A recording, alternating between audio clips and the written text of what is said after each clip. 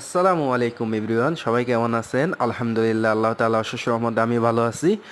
তো আপনারা জানেন আজকে কয়েকদিন টানা বৃষ্টিপাত হইতেছে, আর আমাদের এইদিকে অনেক অনেক বেশি বৃষ্টিপাত হইতেছে। তো আপনাদের ওইদিকে কেমন হয়েছে অবশ্যই জানাবেন। তো এদিকেও পরিস্থিতি অত ভালো না, বৃষ্টির পানি জমে বন্যা হইতেছে, বন্যার পানি আসা লাগবে না।